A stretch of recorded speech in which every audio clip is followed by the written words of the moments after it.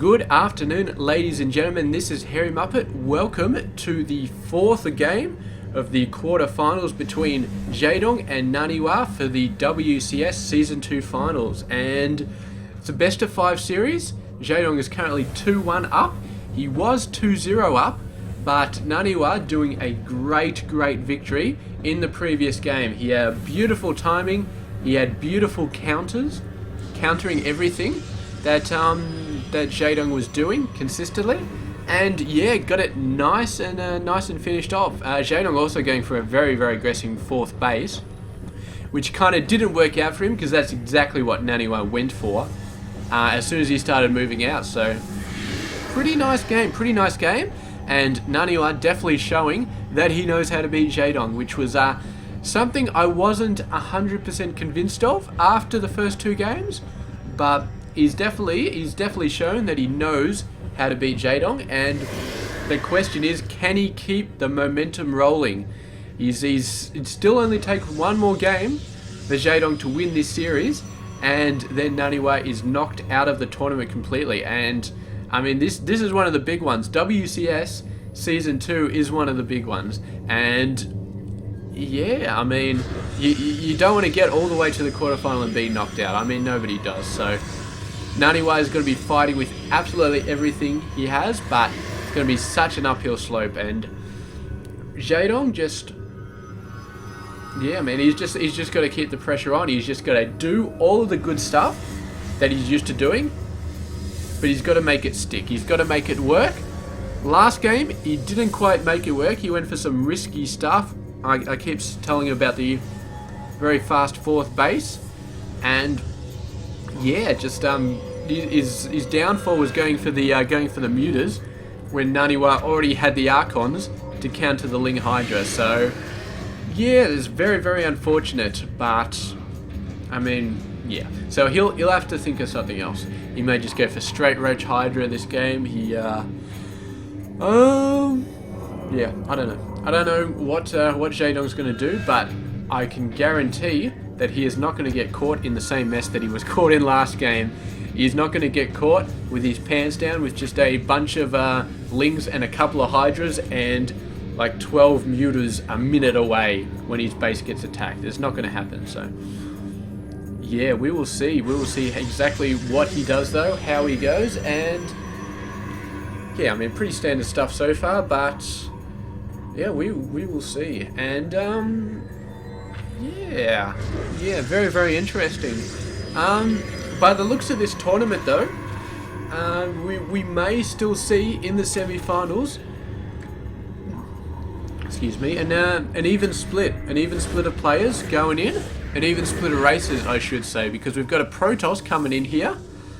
We've also got potentially another Protoss here, but you know, I think a bit more likely Jaedong will probably go in and win. So yeah, so Protoss Zerg here.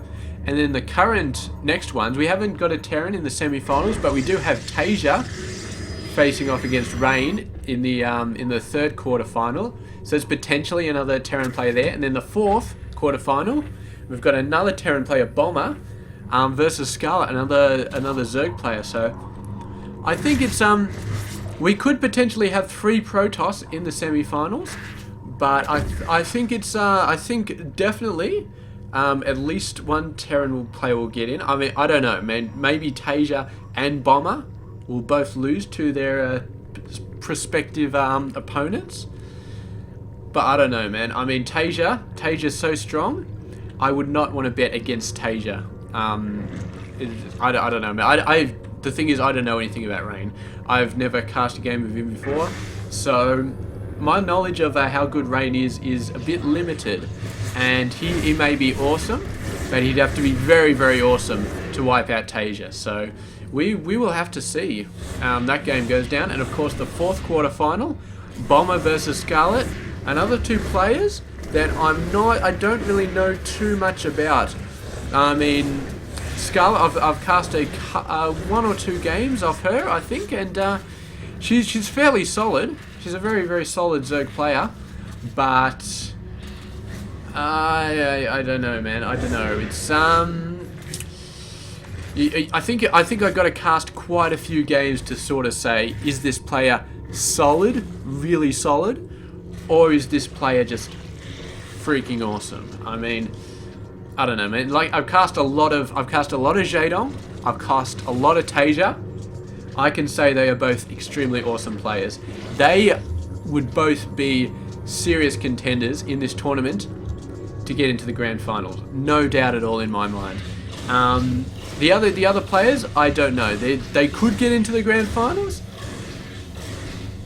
Maybe they will, maybe they won't. I've got no data so far to say this player will definitely get into the grand final. This player will definitely not make it to the semi-finals. I just can't say. So yeah, moving on. Let's just concentrate on this game, I guess. Let's just start off looking at this game. We do have a Roach Warren on the way. Or sorry, it's already completed for Jaedong, and probably going to be a Hydralisk Den coming out as well. I don't know if he's going to be thinking about sort of a 12-minute Roach push or something like that. He's actually, those guys were going in quite nasty, and actually using a recall to get out there at the very, very last second. I suppose that should be okay because, yeah, I mean, a recall he should be fine. Should be fine. He's not going to have much energy left for anything else, but he only really needs energy when defending, I feel like. So Time Warp's not going to be that useful if he's just scouting. And the Photon Overcharge is, yeah, I mean, nobody's going to be... You may actually want it for this base, but I feel like that base is probably going to go down before it gets up. And yeah, this is actually quite scary. NaNiwa's quite holed up behind this base. He's in a very nice defensive position, and trying to save this base is going to take him out of that defensive position. So it may be just down to the Mothership Core. How is he warping those guys in? Oh, there must be a pylon underneath that Mothership Core. There we go. So that was nice. I thought he was a bit screwed there, but he pulled it out okay. And the first Void Ray is out, so we've got some Stargate Tech out once again. This time without a significant amount of Phoenix though, so he's going for those guys a lot earlier.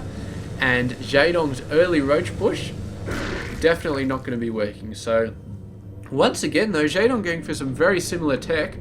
He's got the Hydralisk Den down, and just when you think Roach Hydra, there comes the Spire. This may be for Corruptors though. It may just be for Corruptors. It may not be for Mutas like last game. And I don't know, man. I mean, maybe he's thinking of playing it a bit safe. Or maybe he's just going to go for the exact same build as last time, except make it work off 3 bases instead of 4. Although this little bastard, he's looking like he's going for a 4th base. So far, it's very, very similar to the previous game in terms of what he's building. He's not really built a lot of Hydras though. Last game he went for a lot of a Ling Hydra sort of thing. We haven't really seen any Hydras built so far in this game. I'll actually go back there. He's about 9 workers ahead, so that's about standard in a PVZ so far for the Zerg to be about 9 workers ahead. So yeah, it's pretty fun. He's mainly going for tech, and I would say he's going for Mutas though, given how much gas he's got up there, but he's not building them yet, so I do not know. I mean, Muta's not going to be bad against this army, not going to be bad at all. But if, he's going for a lot of Roaches. The rest has got to be for Hydras, man. He's got to be building Hydras off that. No, he's going for all Roaches. This is bad. This is a serious mistake, actually, because he knows he's facing off against Void Rays, and all Roach versus Void Rays, I mean, he can run straight underneath the Void Rays and harass NaNiwa's main base, but he's not going to be able to wipe the whole thing out before the Void Rays tear him apart, so I'm very, very surprised. I thought maybe Mutas wouldn't have been too bad, but I thought probably Hydras. And here we go, he's going to push past this main force, he's going to go straight for the main base, and all NaNiwa needs to do right now is go back and defend. He knows they're coming, the Phoenix did see them, and here we go, we get a recall coming back to this base. Beautiful, absolutely beautiful. And the Roach is coming up here. The main Roach force going to move on to the main base, and the Void Rays are just going to flank them and just wipe them all out. There's no way that he can get away without losing a serious amount of Roaches here. Nice force field keeping them away, and the Roaches, for the most part, they are surviving. And the Void Ray is just not quite fast enough to catch up to them. So keeping most of his forces alive, he's going to get a 4th and 5th base coming out right now. And maybe he's not worried.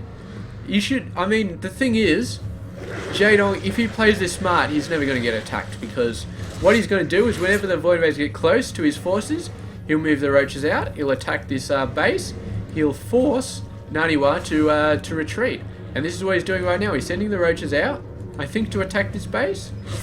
But the Void Rays are coming out, and there's a lot of Queens, but there are a lot of Phoenix as well. And the Void Rays are going to get nuts on this base, take it down nice and fast, and meanwhile the Roach is going for the 3rd base. So they're trying to take the long way to force the Protoss back, but it's not quite going to be fast enough here. And yeah, that base going down, definitely not good for Jaedong, but he's got a very, very decent amount of forces over there, and a very decent amount of bases all over the place, so he can just move his workers off to another area and he should be fine. These guys sticking around a little bit too long, and they actually somehow Jaedong taking care of all of those Void Rays. He just had a massive amount of Queens there. That's really, really nice. Obviously the creep spread allowing him to do that. He has got a ton more reinforcing Void Rays taking care of these guys, so he's still going to be fine. Losing that 3rd base though, I suppose they're about evened out, maybe. How many workers did they both lose? So they basically didn't lose any workers. We might lose a couple of workers now, but yeah, pretty good. The Phoenix still alive, so he lost most of his army there, but Jaedong lost most of his army there. Each lost a very important mining base. And, I mean, Jaedong sort of still does have the advantage because he can move those workers instantly down here and be fully mining straight away. So he's fine. He's not going to lose too much. He's just got to get a hold of his workers and stop them long distance mining, because, I mean, damn, that's just a mistake right there. This is quite a sizable mistake actually. These guys long distance mining all over the place is just bad. It's just very, very bad. But look at the Hydras, man. Jaedong decided to go for something that can actually hit air units, and these Phoenix are like, hey, there's actually these guys out there. Void Ray is no longer a viable option. I feel like he has to go for something else.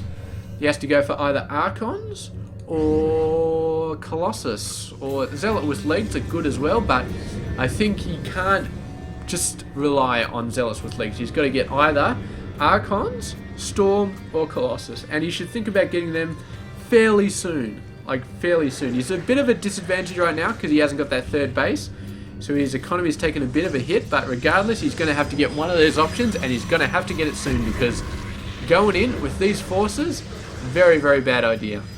It's just, like, seriously bad idea. So, yeah, he doesn't have Zealot legs, so, yeah, very, very interesting right there.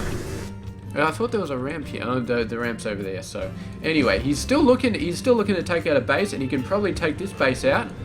But a bunch of forces going in, and they're going to hit the 3rd base again, and this could be very, very severe right here, because he's actually going to be moving back. He sees the forces coming in.